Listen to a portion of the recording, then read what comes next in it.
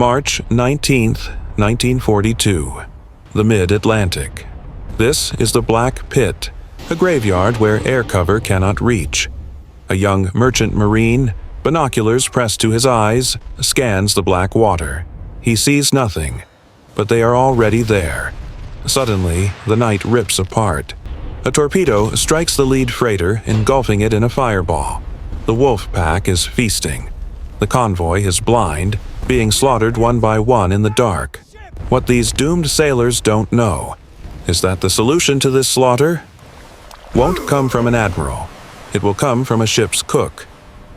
By 1942, the Atlantic was a killing ground. Donitz's U-boats were strangling Great Britain. The problem wasn't just the torpedoes. The problem was the dark. At night, the wolf packs would surface. They ran on diesel engines, faster than the lumbering merchant ships. They were invisible. Painted black with a razor-thin silhouette, they were impossible to spot against the black ocean. Lookouts were staring into a void, searching for a ghost. In London, the Goliaths of the Admiralty were desperate. Their PhDs and acoustics experts gathered in sterile committee rooms. Their primary weapon, ASDIC, what we now call sonar, was useless. It could only detect submerged targets. The U-boats were on the surface. Their early radar systems were primitive, unreliable, and couldn't pick up a target that small. The textbook had no answers. The admirals and their ivory tower experts concluded the problem was, for now, unsolvable. The losses were simply a necessary cost of war. The solution wasn't in an acoustics lab in London or a physics classroom at MIT. It was in the greasy, 120-degree, steam-filled galley of a rust bucket freighter, the unlikely hero. We don't even know his name. He was a merchant navy cook, a David. He was a forgotten man, paid to peel potatoes and boil beef for the sailors who were actually fighting the war. His job was survival, not strategy. But he, unlike the admirals, had hands-on experience with the ocean. Every night, part of his duty was to haul the galley's waste, vats of greasy water, spoiled food, animal fats, to the fantail and dump it. He wasn't looking at charts. He wasn't running calculations. He was just looking at the water, and he saw what the Goliaths had missed: phosphorescence. The beautiful, deadly glow of billions of microorganisms set ablaze by the churning screws of his own ship. He watched this glowing, green-white trail stretch for miles behind the convoy, a perfect, glittering arrow pointing right back to them. That was just the problem. Everyone knew that. The heretical idea came when he connected it to something else. One night, a lookout screamed, "Wake! Starboard quarter!" A faint, shimmering green line moving against the swell parallel to the convoy. It was a U-boat. The escort destroyer opened fire, the submarine dived, and the convoy was lucky. But for the cook, standing at the rail, everything clicked into place. The admirals in their ivory towers were getting it all wrong. The problem wasn't that U-boats were invisible. The problem was that everything was visible. The ocean was a blizzard of glowing noise. The lookouts were snowblind, staring into a chaos of glowing waves, ship wakes, and false alarms, trying to find one specific glowing line. The cook went back to his galley. He looked at the vats of greasy water from the boiled meat. He looked at the slop buckets, slick with oil.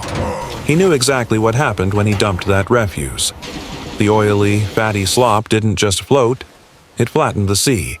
It created a dead, dark patch where the phosphorescence simply vanished. That was it. The heretical idea. Don't try to find the U-boat's wake in the chaos. Erase the chaos. What if, he thought, the convoy deliberately leaked oil? Not just his galley slop, but bilge water, waste oil from the engine room. What if the entire convoy, escorts and all, streamed a massive, miles-wide slick of dead water behind it as it sailed? Inside this vast, artificial oil slick, the ocean's natural, noisy glow would be extinguished. A U-boat, surfacing to charge into attack position, would plow into this dead water, and its own telltale glowing wake would be instantly erased. The lookouts would no longer be chasing 1,000 false positive glows. They would be staring into a calm, black, empty void. And sailing directly into that void would be the solid, black, non-glowing silhouette of the U-boat itself. The U-boat would be the only thing they could see. It was insane. It was ridiculous. It was the practical, hands-on solution of a man who dealt with grease, not textbooks. The Confrontation. He wiped his hands on his stained apron and found a junior officer. The officer was on the bridge, trying to manage ammunition stores and lookout schedules. He was not interested in strategic advice from the kitchen. "Oil on the water?" the officer snapped. "Are you mad? That's illegal." Standing orders were ironclad. Absolutely no dumping of oil or refuse. It was a dead giveaway to U-boats. The cook tried to explain. "No, sir, you don't understand. It's not to hide us. It's to hide them." The officer, a Goliath in training, cut him off. "That is the single stupidest thing I have ever heard. You are a cook. Go back to your kitchen, immediately." He was laughed at, dismissed, humiliated. The expert in the clean uniform had rejected the David in the stained apron. But the idea, it was too good. The cook talked. He told his friends in the engine room, the men covered in actual grease. They told their friends on the gun crews. The galley rumor began to spread the cook's trick. It hopped from ship to ship, a whispered piece of heresy in the ports of Halifax and Liverpool. And in 1943, that rumor finally reached the desk of Lieutenant Commander William Nightingale, a Canadian Reserve officer. Nightingale was not an expert. He was a patron saint. He was a man desperate for any edge because he was tired of writing letters to widows. He heard this insane idea, and he didn't laugh. He was a practical seaman. He understood the water. He realized, my God, it could work. He knew he couldn't just walk into the Admiralty and say, "A cook told me." So he formalized it. He wrote an official paper. He gave the cook's idea a respectable Goliath name, the Nightingale Method. He submitted it to the experts in London.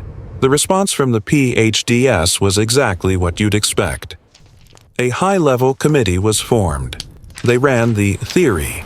They consulted their textbooks and their fluid dynamics equations. Their final report was scathing. They declared the amount of oil required would be impractical. They proved with mathematics that any effect on phosphorescence would be negligible. In a stunning display of ivory tower arrogance, the committee concluded the effect would be of such a small order as to be useless. Case closed. The Goliaths had spoken. The cook's idea was impossible. They told Nightingale to drop it. They had proven with mathematics that the hands-on, real-world observation was wrong. Nightingale was furious. He had seen the slaughter. He knew the experts were wrong. Their equations didn't account for the terror of the Black Pit. Their textbooks hadn't been on a bridge when a torpedo hits the official channels were closed. The Goliaths had blocked the path. So Nightingale, like all Davids, decided to find a way around them. He didn't need a committee. He just needed one single, desperate convoy commander willing to take the desperate gamble. Nightingale found his desperate commander. He couldn't requisition fresh oil. That was Goliath regulation. So he ordered his ships to use what they had. Garbage. Waste oil from the engine rooms. Greasy water from the bilges. The desperate gamble. On their next convoy, the order was given. Pump the bilges. Stream the waste.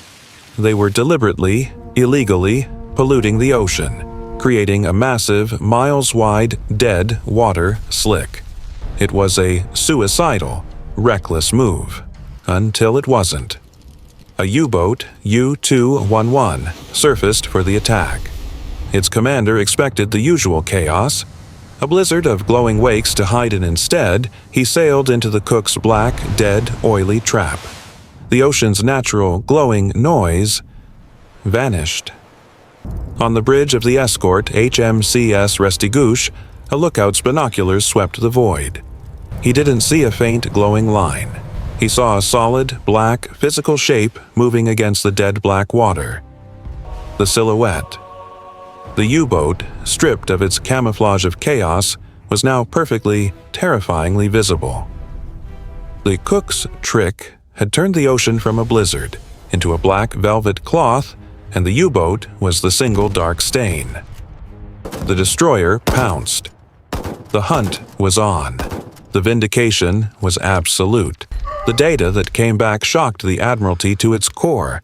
Before the Nightingale method, lookouts had less than a 1 in 100 chance of spotting a surfaced U-boat. After the method was adopted, that number jumped to 9 in 10. It wasn't an improvement. It was a 900% revolution.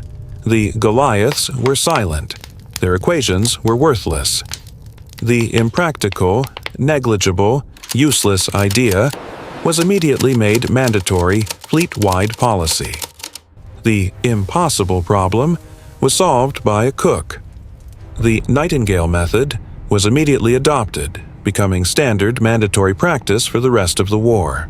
It was a low-tech, brilliant, David solution that saved thousands of lives and countless tons of shipping. Lieutenant Commander Nightingale, the patron saint, received an official commendation for his ingenuity. But what about the quiet hero? The unnamed cook who started it all. He is lost to history. He never got a medal. He was never mentioned in the Admiralty's glowing self-congratulatory reports. He simply went back to his galley. He returned to obscurity, a forgotten hero in a grease-stained apron, peeling potatoes as the war raged on. His story is the ultimate proof that sometimes the most critical innovations come from the Davids in the engine room, not the Goliaths in the Admiralty. Thank you for watching. Be sure to subscribe for more deep dives into history's forgotten files.